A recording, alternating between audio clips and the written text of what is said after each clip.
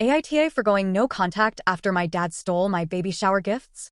This happened around 2 years ago, but I've recently been thinking about it because every so often, I get but he's still your dad comment every time the subject comes up, and today it happened again. When I, 26F, was 18, I had no contact with my parents for a little over 5 years. Both of my parents were/are toxic, but my father was a bit worse. To put things in perspective, I'm the middle child, yet still, I'm the only one to have never gone on a family vacation because I just wasn't ever considered family the way my siblings were. I spent most of my adulthood wondering why I wasn't good enough. Still, I always yearned for a dad and a mom. 2.5 years ago, I was pregnant and just getting out of an abusive relationship. I was isolated from everyone, even friends. After going to therapy and working on my mental health, I decided I needed to establish a support system for myself and my baby. In hopes that they had changed, I reached out to both my parents. They had finally separated during my period of no contact, so they were living separately. My mom lived in a different state, so she wasn't able to help much. My parents seemed thrilled at the idea of having another grandchild and seemed supportive at first. My dad was dating a new woman, and I thought she was really sweet at first. But then she got controlling and manipulative quickly. I'd see her call my teenage sister the most horrible names, and it was suddenly clear why my sister always hated her. One time, she insisted on coming to my last ultrasound appointment with me and my dad. And I could only have one person in the room with me, COVID, so she sat in the car. The appointment took around 45 minutes to an hour. When we got back to the car, I was feeling so happy over seeing my baby. It was an amazing moment until we opened the car doors and she started yelling at us for taking so long. She very quickly soured a sweet moment. I could list off all the things she's done, but it's not worth it. Anyway, the place I was living in wasn't the safest. My dad let me stay at his house for almost a month, just so I wouldn't have to spend even longer in a bad environment until I closed on my house. They were even nice enough to start working on a nursery for my baby at their house, which I didn't think anything of, because his girlfriend said she wanted to watch the baby while I worked. It just seemed like excited grandparents to me.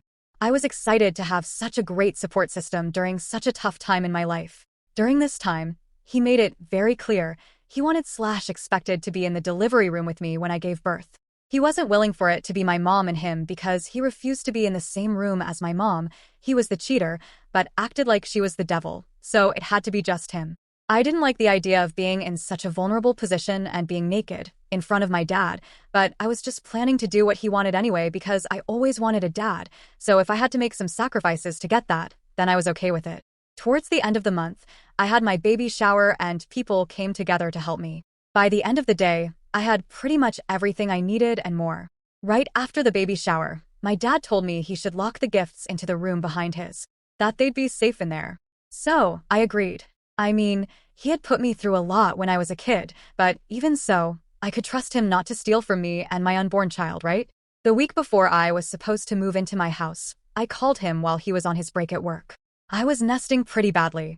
I asked him if he could unlock the door in his bedroom when he got home, or let me know if there was another key, just so I could get the things ready to bring to my house. I wasn't adamant about it, just asked him to do it whenever he had the chance, or whenever we were both free since I work too. I was very polite about this. The sellers were letting me move in some of my things early, so I wanted to get a lot of the stuff done. He said no. He refused to ever let me have my things. I wish I could tell you there was some sort of trigger to this or that I saw this coming, but I didn't.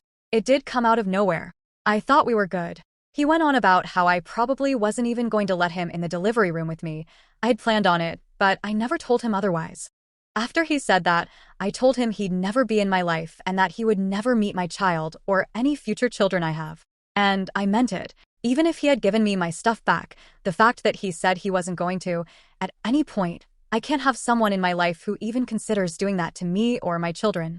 I went on to have my mother and my sister in the delivery room with me, and it was an incredible experience. After the whole ordeal, multiple family members told me they were glad I cut contact with him because they were sure he was going to try to do something so I'd look bad, so he could have custody. I'm so glad I didn't trade one abuser for another by continuing to let my dad walk all over me. I've now moved to another state, living with the man of my dreams and our 2 children that my father has never met. Today, me and a friend from my hometown were messaging, having a conversation about our parents.